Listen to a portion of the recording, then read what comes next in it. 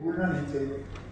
रमेश अरोड़ा साहब को मैं जानता नहीं था, लेकिन आपके जरिए सुना, बाकी ऑनरेबल मेंबरान जिन्होंने उनके याद में यहाँ कुछ अल्फाज जाहिर किए। एक जाने माने वकील, एडिशनल एडवोकेट जनरल के तौर पर उन्होंने हुकूमत में भी काम किया, फिर बार एसोसिएशन के वाइस प्रेसिडेंट भी रहे और फिर सियासत में आके भी उनका एक नुमाया रोल रहा। अखलाक खान साहब, उनके साथ भी काम करने का मौका मिला। बिल्कुल सही कहा मेरे नौजवान साथी एजाज जान साहब, बहुत कम बोलते। मुझे अक्सर बेशतर एजाज की तरह याद है, मीटिंगों में वो आया करते थे, लेकिन कुछ बोले बिना निकल जाते थे। और मैं भी एक आध बार उनसे मैंने पूछा, खान साहब कुछ कहना नहीं है?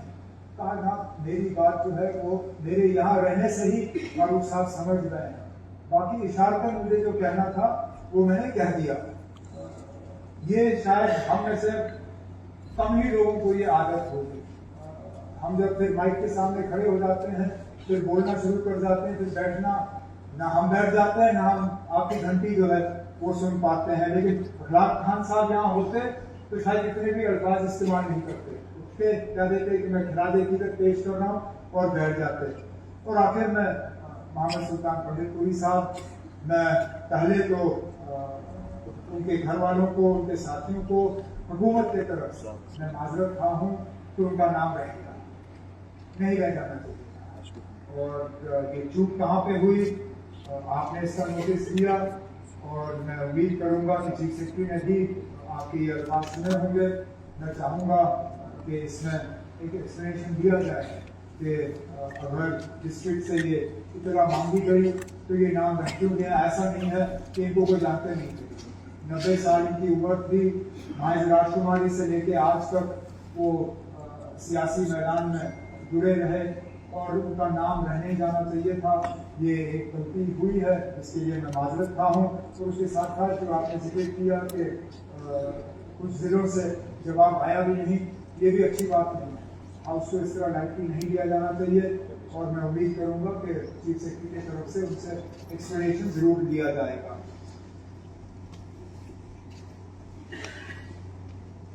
छोटी मुंह बड़ी बात स्पीकर साहब, लेकिन मैं आज के मौके पर चलिए इसका फायदा लेते हुए एक तजवीज हाउस के सामने पेश करूं।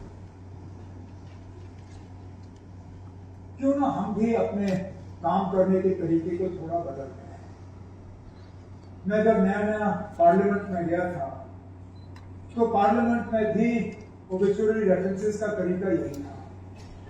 स्पीकर साहब की तरफ से ओबिचुअरी रेफरेंसेस मूव की जाती थी, फिर ऑनरेबल मेंबरान जो है तकरीर किया करते थे, लंबा सिलसिला चलता था, फिर हाउस अडजर्न किया जाता था और एक दिन हमारा उसमें निकल जाता था। उसके बाद एक किसी को शायद अकल आई या किसी ने सोचा कि ये पार्लियामेंट के वक्त का सही इस्तेमाल नहीं है और तरीका बदला दिया गया है।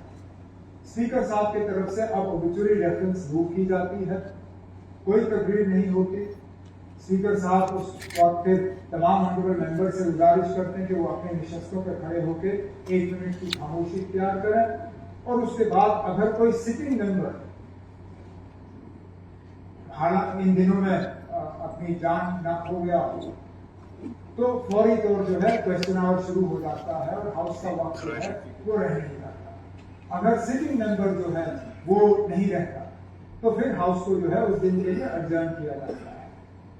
मैं अपनी जगह सिर्फ आपके सामने ये तजवीज पेश करता हूँ कि क्यों ना हम भी अब इस पर गौर करें, बजाय ये कि हर पार्टी की तरफ से 3-3, 4-4, 5-5 लोग वही चीजें दोहराएं। कभी कभी कुछ तलखी बातें होती हैं, इसमें फिर सियासत आ जाता है। हम सियासतदान है ना कहीं हमारी बुरी आदत है, हम हर चीज में सियासत ला ही देते हैं।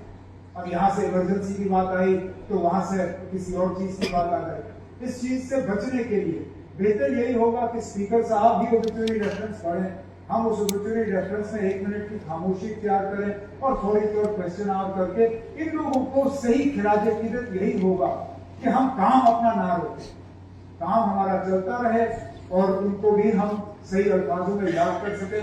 ये मेरी एक सजेशन सही होगा बाकी मालिक हाउस के आप हैं, आप इस पर गौर करिए, लेकिन अपने तरफ से, अपने साथियों की तरफ से, हाउस की तरफ से मैं इन 7 हस्तियों को खिराज अकीदत पेश करते हुए आपसे इजाजत चाहता हूँ। शुक्रिया।